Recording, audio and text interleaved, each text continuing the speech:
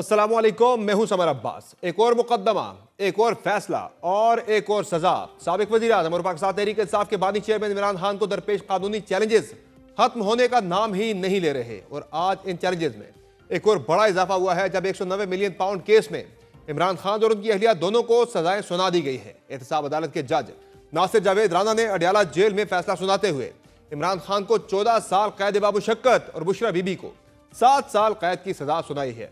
इसके अलावा अदालत ने अलकादर ट्रस्ट यूनिवर्सिटी को हुकूमती तहवील में लेने का हुक्म भी दे दिया है, जबकि जज की जानिब से फैसला सुनाए जाने के बाद बुशरा बीबी को कमरा अदालत से गिरफ्तार कर लिया गया।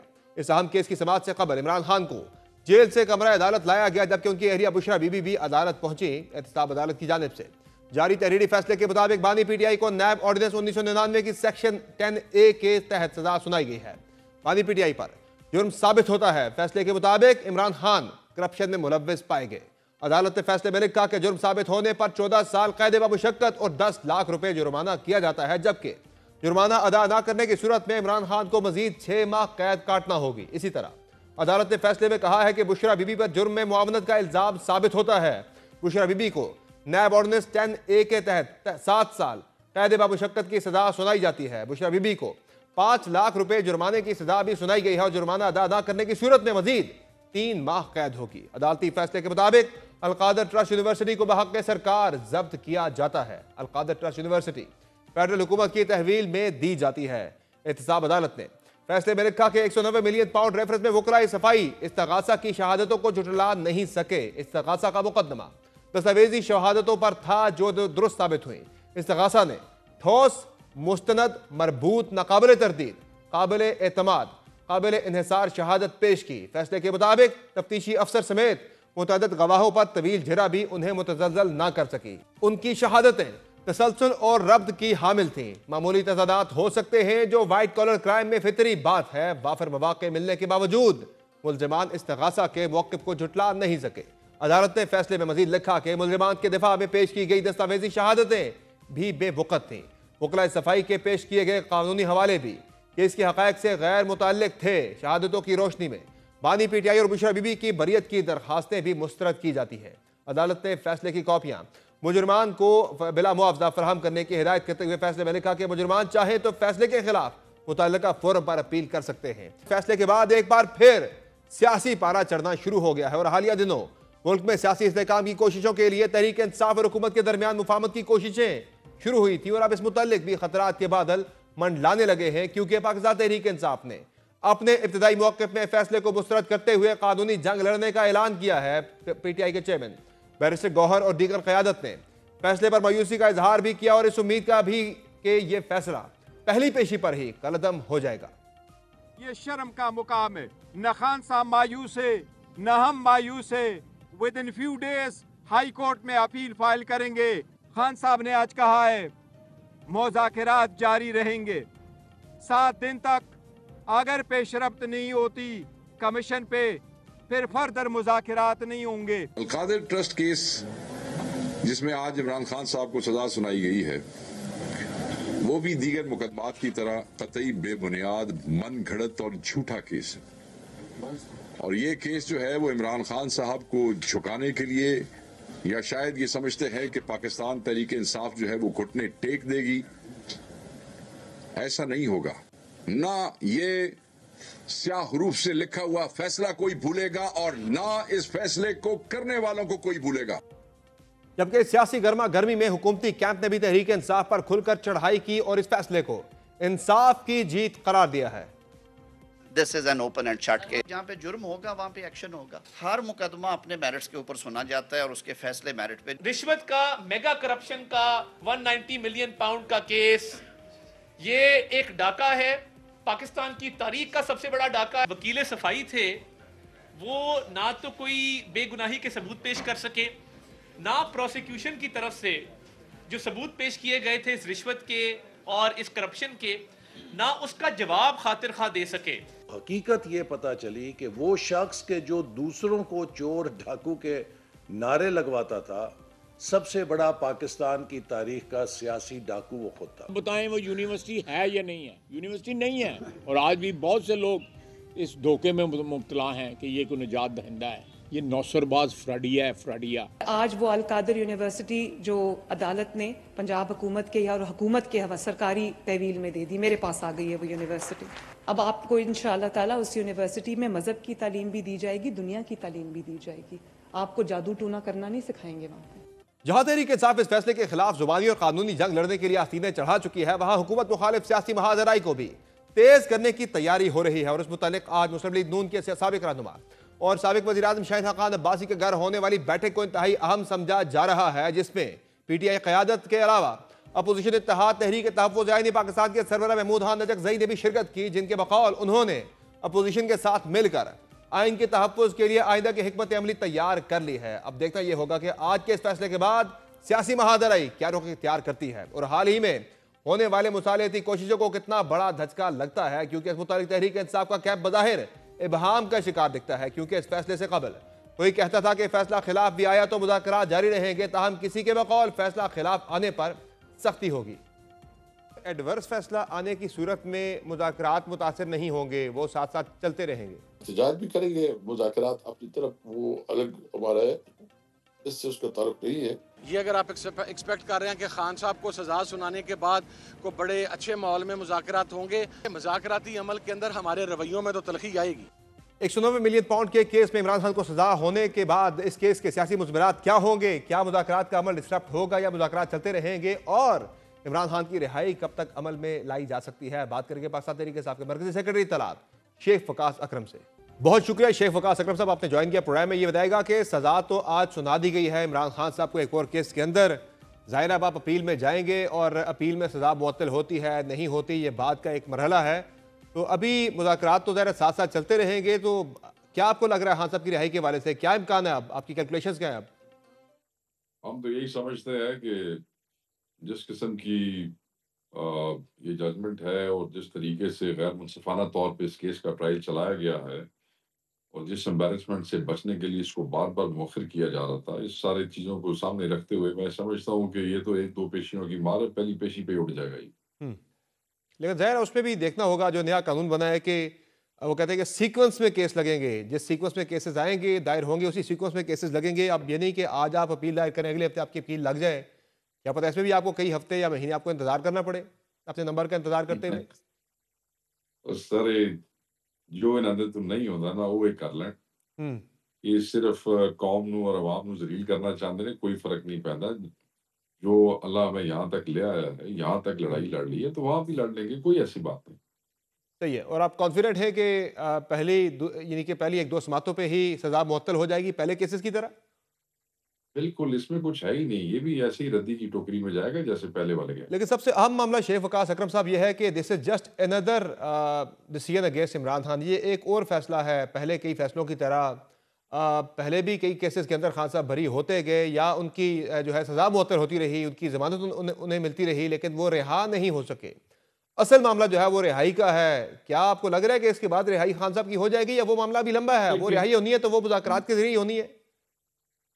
देखें, नहीं, हमने वो रिहाई को, खान साहब की रिहाई को जो है वो नथी नहीं किया हुआ मुज़ाकरात से, क्योंकि अगर वो किया होता तो फिर तो आज के फैसले के बाद ये मुज़ाकरात का हमारी तरफ से ऐलान हो जाता कि भाई हम इसको ख़त्म कर रहे हैं। मगर ठीक है, बैड टेस्ट डेवलप हुआ है, बड़ा गलत हुआ है, नाजायज़ हुआ है, नाहक हुआ है। इसके बावजूद खान साहब की अगर हम पे होता तो हम तो इसको बिल्कुल असी गल मुका देनी सी आज। मगर खान साहब की डायरेक्शन यही है कि ठीक है, चीज़ें इफेक्ट ज़रूर होंगी, मगर क्योंकि ये उससे नथी नहीं है, हम कोई डील नहीं कर रहे और हम 26 के शहीदों और असीरों का और मिसिंग पर्सन्स का इंसाफ लेना चाहते हैं, इसलिए आप इसको जारी रखिएगा। और 9 और 26 के हवाले से कमीशन की बात है, तो आप इसको जारी रखिएगा।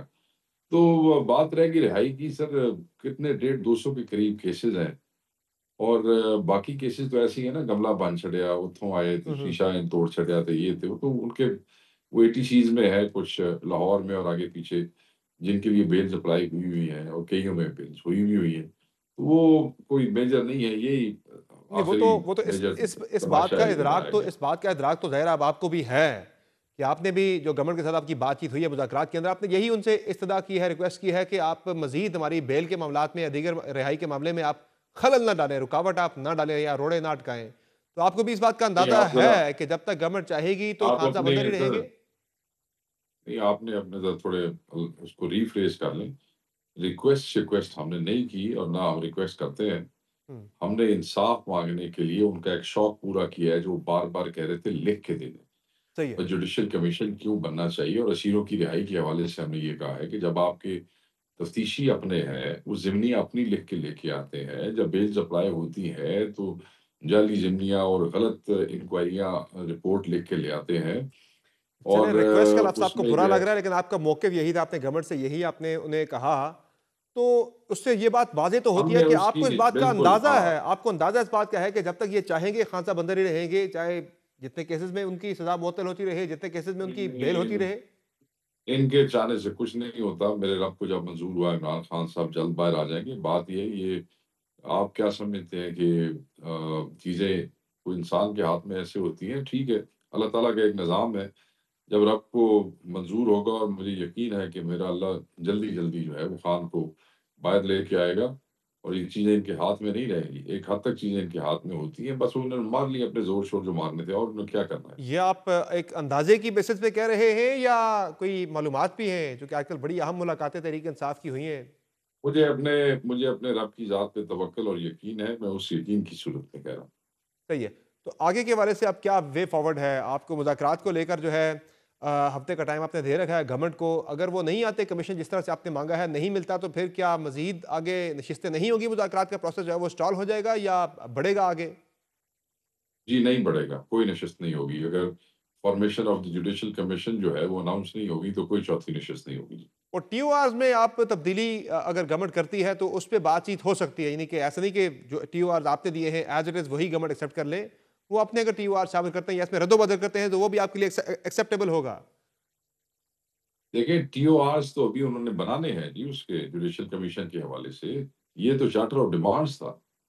टीओआर's पे तो अभी बात होगी, अगर वो बात करना चाहते होंगे, हाँ, formation of the judicial commission announce कर दें, तो हम टीओआर पे बात भी कर लेंगे।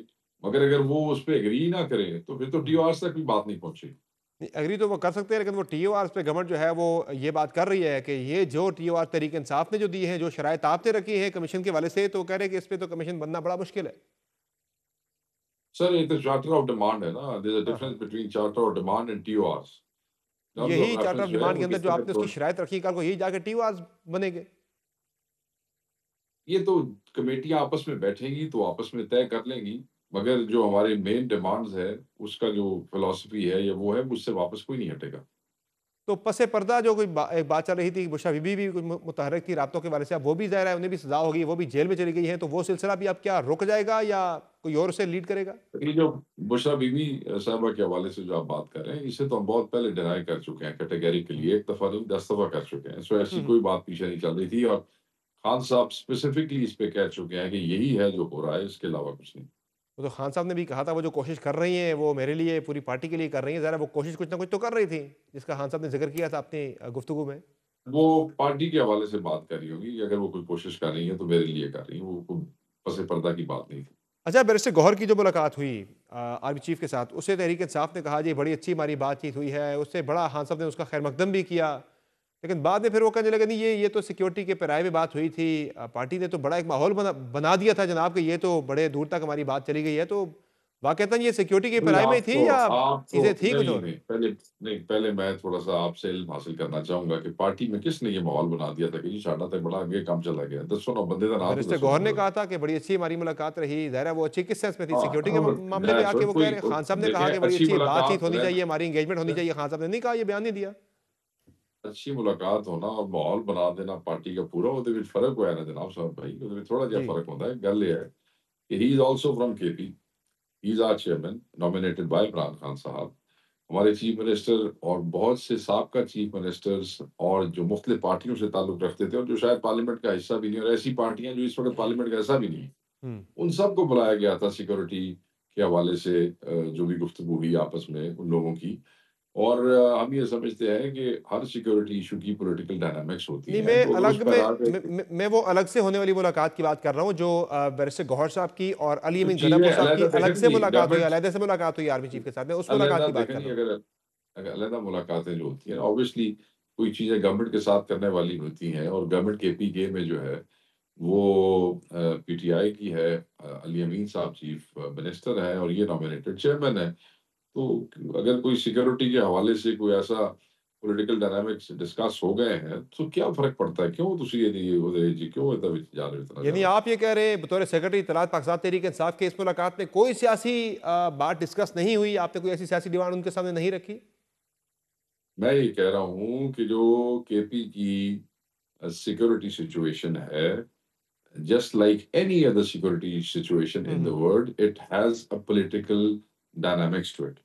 और जब आप उस सिक्योरिटी सॉल्यूशंस ढूंढते हैं तो पॉलिटिकल डायनामिक्स पे बात करनी होती है। अगर उस रेफरेंस से कोई बात हुई तो हुई हो, वरना अदर देन दैट तो कोई मेरे ज़हन में ऐसी तहरीक चीज़ इंसाफ की सियासी मुश्किलात के हवाले से कोई बात नहीं हुई आर्मी चीफ के साथ तहरीक इंसाफ की, बैरिस्टर गौहर साहब की या गढ़ापुर साहब की?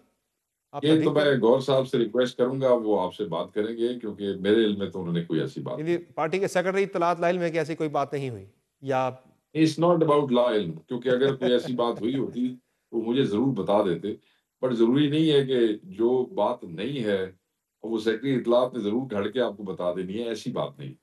अच्छा, आज एक बड़ी अहम डेवलपमेंट हुई है अपोजिशन के कैंप के अंदर। आज तहरीक तहफ़्फ़ुज़ आईन पाकिस्तान के प्लेटफॉर्म में आज शाहिद हक़ान अब्बासी साहब भी उसमें शामिल हो गए हैं। उन्होंने भी इस आपके साथ मिलकर तहरीक चलाने का फैसला किया है, आगे इस तहरीक में जाने का। 8 फरवरी को आप एक बड़ा एहतजाज प्लान कर रहे हैं, 8 फरवरी के इंतखाबात के हवाले से।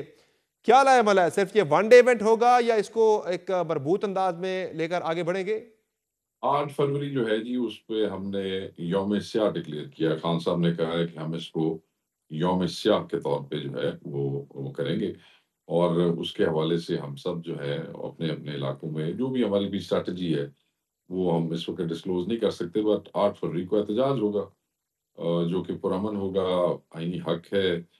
और ये जो मैंडेट चोर हैं, जिस तरीके से इन्होंने हमारा मैंडेट चुराया है, इलेक्शन चुराया है, उसके ऊपर it will mark that day जी। एहतजाज जो तहरीक इंसाफ ने आज भी प्लान किया हुआ था, आज के दिन भी, कि सजा अगर हुई खान साहब को तो हम एहतजाज करेंगे पूरे मुल्क के अंदर, प्लान किया हुआ था तहरीक इंसाफ ने। पिछले हफ्ते ही असद नहीं, कैसर साहब ने ऐसी हमारे नहीं, प्रोग्राम में ये अनाउंस किया नहीं। था कि हम एहतजाज करेंगे भरपूर तरीके से अगर सजा हुई खान साहब को। वो एहतजाज हुआ आई नहीं है, डोंट क्या नो। वो फैसला बाद में चेंज नहीं, हो नहीं, गया नहीं, नहीं, या क्या था? नहीं। सर, मैं मेरे फिर एक तरफ तो आप या पार्टी तर्जुमान की बात सुन लें या हमारे सीनियर मेंबर की बात सुन लें। अगर पॉलिसी की बात लेनी है तो आप मुझसे ले लें। हमने कहीं भी किसी भी जगह पे एहतजाज का ऐलान नहीं किया था। हम्म। आज लोग निकले हैं, जीबी में निकले हैं, पंजाब के अंदर फ्लैश प्रोटेस्ट हुई हैं, लाहौर के अंदर मुख्तलिफ जगहों के ऊपर हुई हैं, पिंडी में हुई हैं, पेशावर में हुई हैं। लोगों ने अपने प्रेस क्लब्स के सामने वो किया है। लोग अपने-अपने जज़्बात अपने-अपने तरीके से वो करते रहे हैं।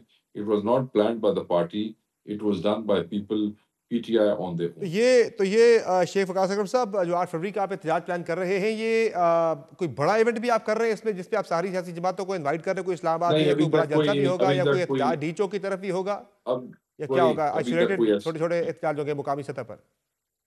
नहीं, अभी तक कोई ऐसी बात नहीं है। भाई यौम स्याह जो है वो डिक्लेयर कर दिया है और अपने अपने मैं अब आपके साथ स्ट्रैटेजी डिस्कस नहीं कर सकता। आपको पता है फिर हमारे लोगों के लिए मसाइल पैदा होते हैं। वो जो 8 फरवरी को जो है वो करेंगे, एहतजाज करेंगे जी। बस जब यौम स्याह है तो ऑब्वियसली यौम स्याह वाले दिन कुछ तो करेंगे ना वो। सही हो गया। मगर जो भी होगा वो पुरअमन होगा और आईनी होगा। बहुत शुक्रिया शेख वकास अकरम साहब, आपने ज्वाइन किया प्रोग्राम में। नाज़रीन, यहाँ एक मुख्तसर ब्रेक लेंगे, ब्रेक से वापस आएंगे, नून लीग का मौक़िफ़ शामिल करेंगे, बात करेंगे ब्रेक के बाद। हमारे साथ रहिएगा।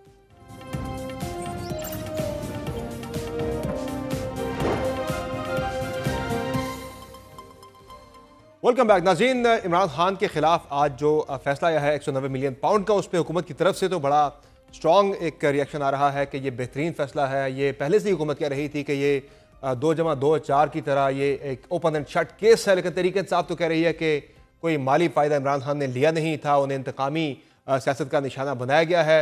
अब आगे मुज़ाकरात का मुस्तकबिल क्या होगा इस फैसले के बाद, और इसमें अगर सज़ा मुअत्तल हो जाती है तो फिर हुकूमत के पास अगला लाएमल क्या होगा, बात करेंगे। हमारे साथ मौजूद हैं तलाल चौधरी साहब, मुस्लिम लीग नून के सीनियर रहनुमा हैं, सेनेटर भी हैं। बहुत शुक्रिया तलाल चौधरी साहब, आपने ज्वाइन किया प्रोग्राम में। ये बताएगा कि पहले एक वज़ीर आज़म को निकाल दिया जाता है, उन्हें सज़ा दी जाती है बेटे से तनख्वाह ना लेने पर, उस पर आपने बड़ी एक स्ट्रॉन्ग आपने पोजीशन ली थी। आज एक साबिक वज़ीर आज़म को वो ये कहते हैं, तहरीक इंसाफ का मौक़िफ़ यह है कि उन्हें भी एक ऐसे केस में सज़ा दी गई है कि जिसमें उन्होंने कोई माली फ़ायदा नहीं लिया। एक ट्रस्ट था, वो ट्रस्टी थे उसमें, लेकिन वो कह रहे हैं माली फ़ायदा वहाँ से कोई नहीं लिया खान साहब ने। तो क्या ये मुमासलत दोनों केसेस में आप देख रहे हैं वाक़ईतन बनती है, और अगर ऐसा ही है तो फिर हम दायरे के सफर में नहीं है क्या? बिस्मिल्लाहिर्रहमानिर्रहीम। समर साहब, मियां नवाज शरीफ के केस और बानी पीटीआई के केसों में जमीन आसमान का फर्क है, 180 डिग्री का। मियां नवाज शरीफ को सुप्रीम कोर्ट से सजा दी गई जिसकी कोई अपील नहीं थी, और मासूफ को अगर कोई सजा हुई भी है तो वो ट्रायल कोर्ट से हुई है, जिनकी इसके बाद इनके पास अपील का हक भी है। उसके बाद बानी पीटीआई को जो सजा हुई है वो करप्शन पे, रिश्वत लेने पे हुई है, और मियां नवाज शरीफ को बेटे से ना तनख्वाह लेने पे हुई थी। अब अगली बात, इनका जो केस है, वो केस अगर आप ये कहते हैं कि वो ट्रस्ट था, मुझे ये बताइए कि मैं कहीं सड़क पे खड़े होकर डकैती करूं और वहां से जो डकैती के पैसे मिले उसमें से कुछ पैसे मैं मस्जिद में दूं और मैं कहूं मैं तो मस्जिद बना रहा हूं, तो क्या ये जायज है? कमाल करते हैं। और उस ट्रस्ट में पूरी दुनिया से और कोई पैसा नहीं आया किसी की तरफ से, यानी उस ट्रस्ट में एक ही डोनर है उसका, और डोनर कौन है? वो जिसका 190 मिलियन था, और वो 190 मिलियन अगर उसने कोई फायदा नहीं लिया तो वो सीधा गवर्नमेंट की किटी में चला जाता। तो पता चलता है कि नहीं जी, ये तो बड़ी फेयर डील है। तो ये एक इस्लामी टच देना, और इस्लाम को पहले इस्लामी टच देते रहे सियासत के लिए लोगों को, क्योंकि हमारे लोग यहाँ बड़े मजहबी हैं, और अब फिर आप अपने करप्शन को बचाने के लिए अब आप कहते हैं देखें वहां सीरत नबी पढ़ाई जाती थी। किस तरफ चीजों को लेके जा रहे हैं? पहले ये बताएं कि उसकी बुनियाद किन ईंटों से रखी थी, ये जमीन किस पैसे से ली है आपने? तो मेरा ख्याल है ये सिर्फ अपने आप को एक लोगों के सामने ये साबित करना कि मैं बड़ा दीनी मजहबी काम कर रहा हूं, नहीं, ये आपने चोरी की है और चोरी के पैसे से कर रहा है।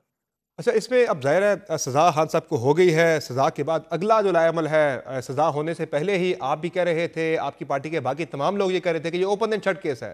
तहरीक इंसाफ के अपने अंदर से भी ये आवाज़ उठ रही थी कि इस केस में तो खान साहब को सज़ा उन्होंने देनी ही देनी है, चूँकि एक माइंड सेट बना हुआ है। पहले भी ट्रेंड ये बताता है कि पहले भी जितने केसेस थे सब में सज़ा सुनाई गई है, तो इसमें भी सज़ा सुनाई जाएगी। तो सज़ा चले आज हो गई है। अब उन्होंने अपील तक अपनी तैयार कर रखी है, इस फैसले के आने से पहले अपील होगी, हाई कोर्ट में जाएगा मामला, और वहाँ से सस्पेंशन ऑफ सेंटेंस जिस तरह पहले केसेस के अंदर हुई है ये भी हो जाएगी। और नैब के केसेस की अगर हम बात करें तो आपके भी पार्टी के मुतअद्दिद ऐसे केसेस हैं जिनका अंजाम यही हुआ है कि बाद में सस्पेंशन ऑफ सेंटेंस हो गई, किसी में वो केस ही खत्म हो गया। अगर आप गिनना शुरू करें तो एवन फील्ड हो गया, अल अजीजिया हो गया, साफ पानी हो गया, शाना हो गया, फिर रेंटल पावर केस हो गया, बाकी जो है राजा परवेज अशरफ साहब का LNG का केस हो गया। सब में केसेस बाद में जो है वो उनका अंजाम जो है वो इस केस का भी वैसा नहीं होगा क्या? देखिए, ये एक तो आने वाला वक्त बताएगा, और बाकी रही बात कि इस केस को जो ये वाली अदालत जिसने सजा दी है, एहतसाब अदालत या जो इसकी ट्रायल कोर्ट थी इसकी, उसने जो उस पे इतने एहतियात से और मोहतात होकर उन्होंने ये केस चलाया है कि उन्होंने कोई ऐसा कानूनी नुक्ता या कोई गुंजाइश नहीं छोड़ी कि ये कल इतराज उठा सके। और इस अदालत पे जिस जज साहब ने इनको सजा सुनाई है, इस अदालत और इस जज साहब पर बानी पीटीआई ने मुतअद्दिद दफा ड्यूरिंग ट्रायल पूरी उन पर इजहार किया कि मैं एतमाद करता हूं आप पे। सही। तो ऐसी अदालत और ऐसा जज जिस पे आप एतमाद करते हो और उसकी सजा को अगर अब आप चैलेंज करेंगे तो आप कर लें। तो और दूसरी बात है कि इतना लंबा और इतना, आप अगर कभी इसकी प्रोसीडिंग्स देखें, एक गवाह की जिरा के लिए कई दफा इन्होंने 2-2 दर्जन इल्तवा लिए, 2-2 दर्जन। सही।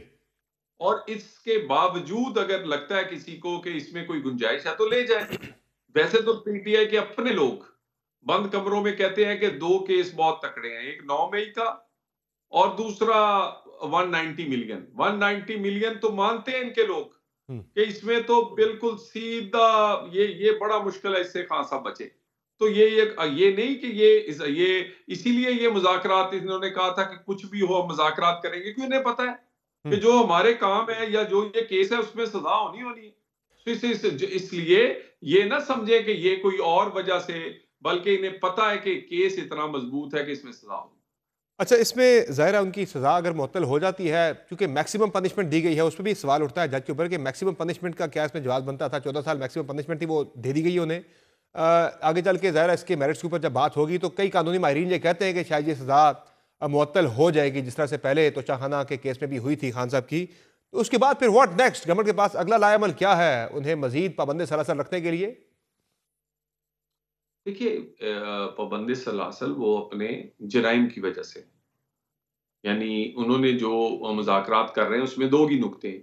एक नुक्ता है उसमें मैं और दूसरा है माफी माफी माफी माफी। यानी उसमें ये कोई नुक्ता नहीं कि बिजली की कीमत कम होनी चाहिए या लोगों के लिए जो दहशतगर्दी या अजाब बनी हुई है उसके खिलाफ लड़ना है, या ये कोई मामला नहीं है कि उसमें कहा गया हो कि पाकिस्तान की इकोनॉमी या पाकिस्तान के मसाइल को आए हल करें।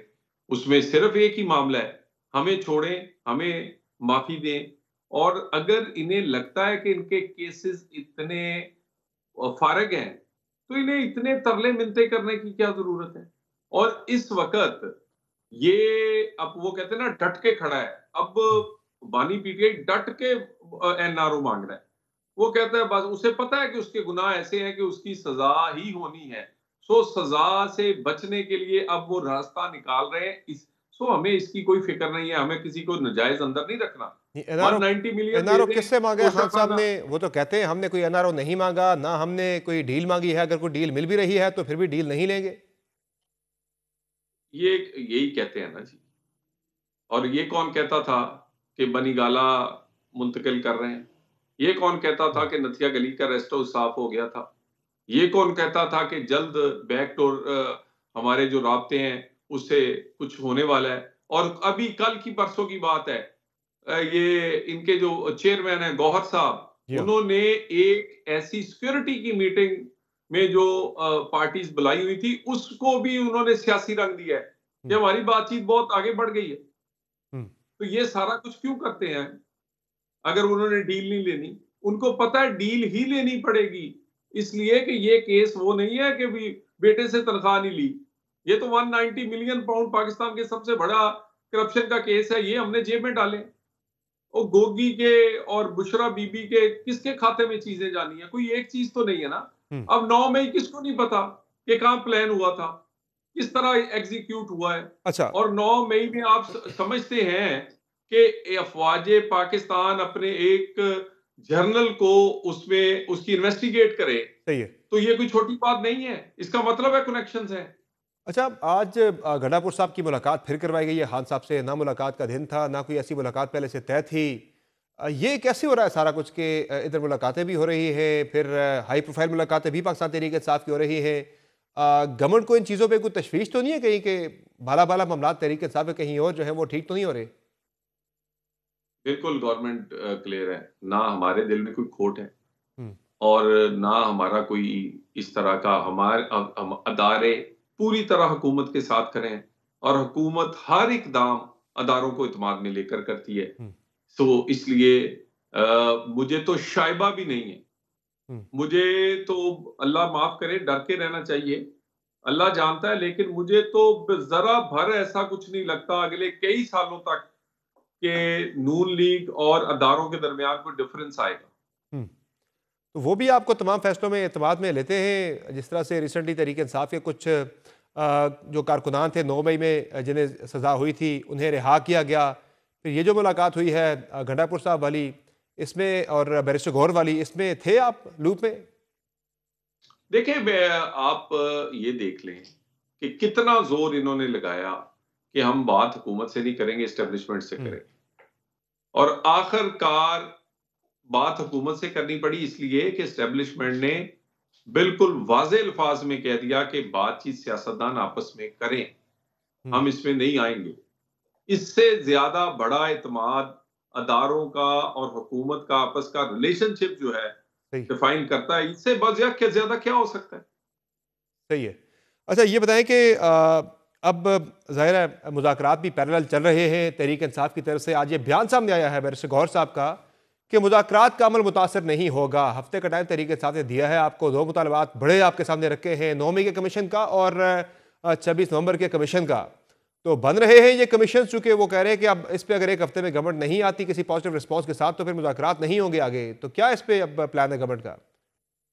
देखिए, मैंने वो इनका पढ़ा है जो इन्होंने लिख के दिया है। डिमांड है जो इसमें और मैं कहता हूँ बड़ी यानी इसमें उन्होंने एक बिटवीन दी लाइंस नहीं बल्कि बड़ा तरीके से और यही मांगा है कि मुझे माफ कर दें कहीं। और यानी आप कैसे आदमी हैं कि आप लोगों ने चले फेस सेविंग के लिए कोई 2-4 चीजें और लिख देते साथ, और जो इन्होंने जिसपे ये मांगे हैं कमीशन और जो इन्होंने लिखा है कि ये टीओआरस हो, मेरा ख्याल है कि ये बिल्कुल भी ऐसे नहीं है कि इन पे कोई कमीशन की जरूरत हो।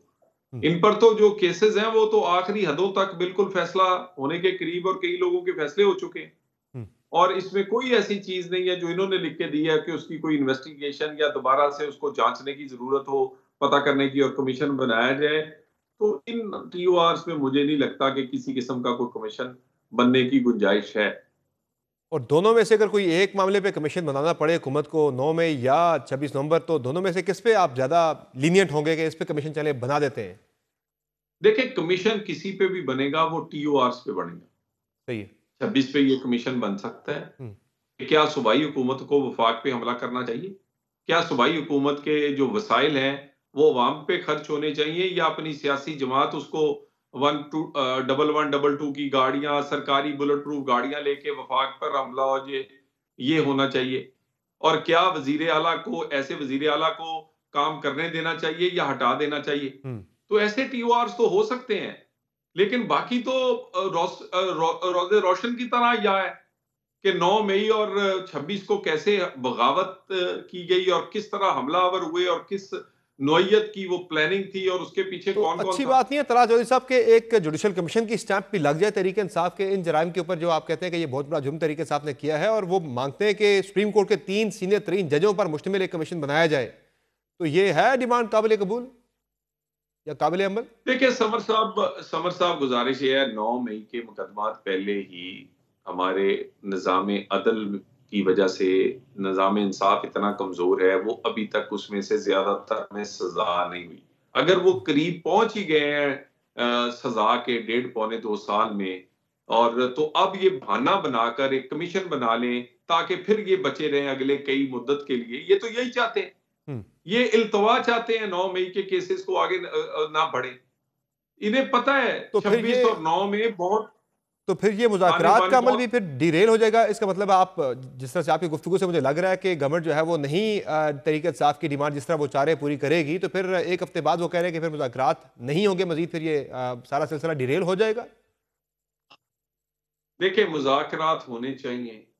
मुज़ाकरात सियासी जमातों के दरमियान सियासी इस्तेकाम के लिए होनी चाहिए, क्योंकि सियासी इस्तेकाम से ही जुड़ा हुआ है पाकिस्तान की इकॉनमी जुड़ी है, और पाकिस्तान के जो दहशतगर्दी की जंग है वो भी सियासी इस्तेकाम और पूरी सियासी जमातें पीछे खड़ी होंगी तो जीती जाएगी।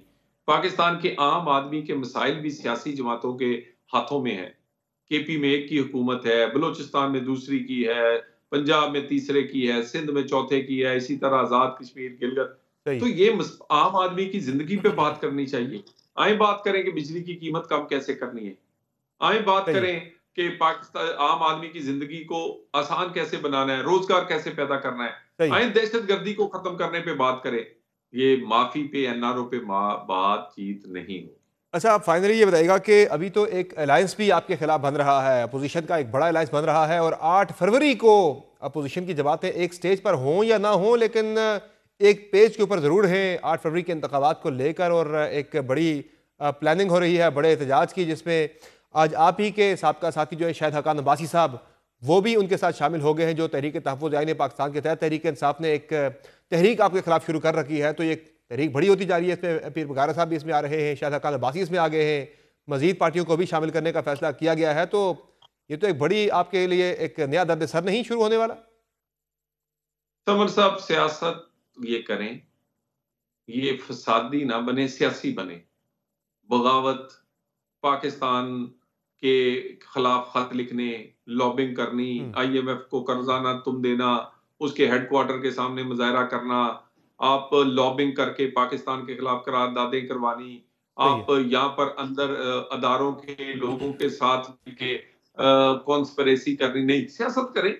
मैं कहता हूँ एक की बजाय 100 जमातें इकट्ठी हो जाए, कोई फिक्र नहीं है। अपनी कारकर्दगी पर अगला इलेक्शन लड़ेंगे और इंशाअल्लाह ताला कोई ऐसा काम नहीं होने देंगे जिससे अदारों के दरमियान कोई गलतफहमी हो या कोई ऐसे हालात पैदा हो कि पाकिस्तान में दोबारा इकॉनमी डीरेल हो। सही है। पाकिस्तान में तो इसलिए इंशाल्लाह ताला हमें कोई फिक्र नहीं है। ठीक है। ये जितने मर्जी इकट्ठे हो हम इन्हें फैसिलिटेट करेंगे, लेकिन फसाद ना करें, सियासत करें। ठीक है, बहुत शुक्रिया तलाल चौधरी साहब, आपने ज्वाइन किया प्रोग्राम में। नाज़रीन, आपने गुफ्तगू मुलाहिज़ा की मुस्लिम लीग नून के रहनुमा तलाल चौधरी की, जिनका कहना है कि ये फैसला बिल्कुल मेरिट पर सुनाया गया है और कोई चांस नहीं कि सज़ा मुअत्तल हो, लेकिन इसका केस के कानूनी मेरिट्स पे मजीद बात करेंगे माहिर कानून बैरिस्टर साद रसूल से। एक ब्रेक के बाद हमारे साथ रहेगा।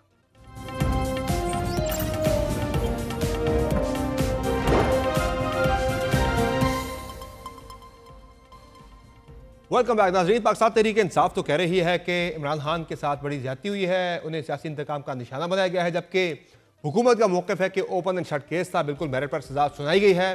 दोनों सियासी मौक़िफ़ अपनी जगह, लेकिन असल फैक्चुअल पोजीशन कानूनी है क्या, इस केस के कानूनी मेरिट्स पर मजीद बात करने के लिए प्रोग्राम में हमें ज्वाइन किया है बैरिस्टर साद रसूल साहब ने। बहुत शुक्रिया साद रसूल साहब, आपने ज्वाइन किया प्रोग्राम में। ये बताएगा कि क्या राय है आपकी, आज जो फैसला सुनाया गया है 190 मिलियन पाउंड का। तहरीक साहब तो कह रही है बड़ी ज्यादती हुई है, नहीं बनती थी सजा इमरान खान साहब की, जबकि गवर्नमेंट ये कह रही है कि बिल्कुल उन्होंने काबीना के अंदर जो है एक बंद लिफाफे में मंजूरी ली काबीना से ये पैसे मुंतकिल किए जाने के हवाले से, और वो कह रहे हैं कि उन्होंने मॉनेटरी बेनिफिट भी लिया है 458 कनाल जमीन की सूरत में। बहुत शुक्रिया समर साहब। मैं ये गुजारिश करता चलूं कि माजी के अंदर भी जो इमरान खान साहब के खिलाफ 2-3 मजीद इससे पहले ट्रायल कोर्ट से सजाएं दी गई, उन तमाम के अंदर रिपोर्टेडली तो ये कहा गया कि जी सिक्का बंद केस है, लेकिन ख्वाह उनकी उन मुकदमात की बेलें लाहौर हाई कोर्ट के अंदर गई हों या इस्लामाबाद हाई कोर्ट के अंदर आई हों या अपीलें आई हों, जब भी हायर कोर्ट्स ने उन मुकदमात को देखा है, उन तमाम मुकदमात को, तो उनके अंदर इमरान खान साहब को बेल ग्रांट की गई। और जिस वजह से अब यही एक अकलौता केस है जिसमें इमरान खान साहब इस वक्त ज़ेरे हिरासत हैं, उसके अलावा इसके अलावा उनकी तमाम केसेस में बेल हो चुकी है। तो अगर माजी की तारीख को देखा जाए तो हुकूमत के इस तरह के क्लेम्स के ऊपर के प्रोसिक्यूशन का एक सिक्का बंद केस है, ये पहले भी वो कहते रहे और तमाम केसेस के अंदर ये बात नजर नहीं आई। मैं बतौर कानून के तालिब इल्म इसमें सिर्फ 2-3 गुजारिशात आपकी इजाज़त से करना चाहता हूँ। मेरिट्स जैसे मैंने कहा कि वो तो अभी हमारे सामने पूरी तरह है नहीं, लेकिन कुछ चीदा चीज़ें हैं मेरे ख्याल में जो आने वाले दिनों में अपील के प्रोसेस के अंदर आपको कुछ सवालात उठते नजर आएंगे। उनमें से एक बात यह है कि ये तमाम लोगों की एज रिपोर्टेड एडमिटेड पोजीशन है कि ये पैसे लंदन से जब आए, इंग्लिस्तान से जब आए, तो ये किसी कन्विक्शन के तहत नहीं आई, ये एक सेटलमेंट एग्रीमेंट के तहत आए, जिसको अलेजिडली काबीना के अंदर पेश किया गया और फिर वहां से आगे की कहानी जिस तरह आपने बताई, काबीना ने इसके ऊपर एक फैसला किया, वो पैसे सुप्रीम कोर्ट के पास रिसीव हुए और फिर सुप्रीम कोर्ट के हुक्म के ताबे उनको रिलीज कर दिया गया जब ये मुकदमा आगे चला। इस सिचुएशन के अंदर सबसे पहली बात यह है कि आर्टिकल 90 आइन का जो फेडरल गवर्नमेंट को डिस्क्राइब करता है, जिसके नीचे मुस्तफा इम्पैक्स जैसी बड़ी इंपॉर्टेंट जजमेंट्स बड़ी तफसील से इस पे बात कर चुकी हैं, कि जब कोई फैसला काबीना की तरफ से किया गया हो, एक कैबिनेट का डिसीजन हो, तो बाद में लोग ये नहीं कह सकते कैबिनेट के मेंबर्स के मैं असल में दिल में उसके साथ नहीं था और मेरा तो उस वक्त कोई और ख्याल था। काबीना के तमाम मेंबर्स को अपनी ऑब्जेक्शंस उस वक्त बतानी चाहिए, और अगर नहीं बताते तो आइन का प्रिंसिपल ये है कि कैबिनेट डिसीजन के ऊपर डॉक्ट्रिन ऑफ कलेक्टिव रिस्पॉन्सिबिलिटी लगेगा, यानी कि तमाम लोग, ये लीगल डॉक्ट्रिन है जो कहता है कि जब एक बॉडी एक फैसला कर दे और उसमें से कोई उस पर ऑब्जेक्ट ना करे तो अज्यूम ये किया जाएगा कि तमाम लोगों ने अपना इक्वल हिस्सा उसके अंदर डाला। दूसरी बात यह है कि इसके अंदर एक तो मतलब ये मुकदमा थोड़ा ज्यादा मौसर होता अगर आप कैबिनेट के दीगर मेंबरान को भी इसका हिस्सा बना लेते, पता चलता कि कोई स्पेशल प्रोसिक्यूशन नहीं है, तमाम लोग, एक इलीगैलिटी हुई जिसमें काबीना का फैसला था, उनको साथ पार्टी बना लिया गया। दूसरा, इसके अंदर सुप्रीम कोर्ट का भी के बेंच का भी एक रोल है, जिसके पास ये पैसे रिसीव हुए, फिर उन्होंने उसके ऊपर इंटरेस्ट कलेक्ट किया, फिर जब डिस्पर्समेंट होनी थी तो सुप्रीम कोर्ट की सुपरविजन के नीचे डिस्पर्समेंट हुई। बज़ाहिर लगता यह है कि इस तमाम चेन में से जो इंग्लैंड से शुरू होती है, जो कैबिनेट के तमाम मेंबर्स के थ्रू जाती है, जिसपे उन तमाम के सिग्नेचर्स मौजूद हैं, जो सुप्रीम कोर्ट के फैसले में जाती है, जिसपे सुप्रीम कोर्ट के जज साहिबान की ऑब्जर्वेशंस मौजूद हैं, उन तमाम में से जब अक्यूज सिर्फ इमरान खान साहब को बनाया गया और बाकी को इफेक्टिवली प्रोफॉर्मा अक्यूज भी नहीं बनाया गया, तो लगता ये है कि इस तरह के जो लीगल सुकम हम अभी मेरिट्स पे बात नहीं कर रहे क्योंकि मेरिट्स हमारे सामने नहीं है, वो तो जेल ट्रायल में है। लेकिन जो लीगल प्रोसेस के सुकम हैं, जो ड्यू प्रोसेस के, मेरे ख्याल में उसमें बहुत सारे जवाब देने पड़ेंगे आने वाले। इसमें एक तो ये भी है कि जब आप काबीना की बात करते हैं कि किसी और के हवाले से नहीं कोई इसमें नजर आती हमें कार्रवाई, तो इल्ज़ाम तो ये कि खान साहब ने मॉनिटरी बेनिफिट लिया है 458 कनाल ज़मीन की सूरत में, जो एक ट्रस्ट बना के वहाँ उन्होंने ये बेनिफिट दिया, खुद उसके ट्रस्टी भी थे, तो फ़ायदा तो वो ये कहते हैं सिर्फ खान साहब ने लिया है इसमें से, काबीना के अंदर से।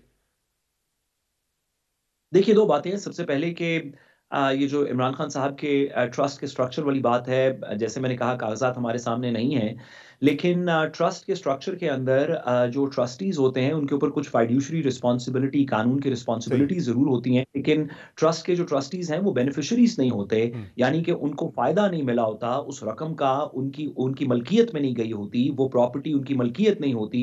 तो ये तो एक आर्गुमेंट, थोड़ा सा स्ट्रेच्ड आर्गुमेंट लगता है, जो कि जैसे मैंने कहा कागजात हमारे सामने नहीं है, तो उस पर कोई हम हतमी राय नहीं कायम कर सकते। एक मामला और भी है साद रसूल साहब के, पहले तो जो केसेस थे खान साहब की अपील जब हाई कोर्ट में जाती थी तो वो फौरन ज़ाहिर है एक ड्यू प्रोसेस था, वो लग जाती थी और उसमें सजावट की मुअत्तल हुई, जिस तरह तोशाखाना के केस के अंदर हमने देखा भी। लेकिन इस मरतबा चूंकि ज़ाहिर अब 26वीं आईनी तरमीम में एक नया तरीक़ाकार मुतारफ़ करवाया गया है कि केसेस जो है वो हाई कोर्ट्स में अपने नंबर पर लगेंगे, सीक्वेंस में केस आएगा, उसी सीक्वेंस में वो केस फिक्स होगा।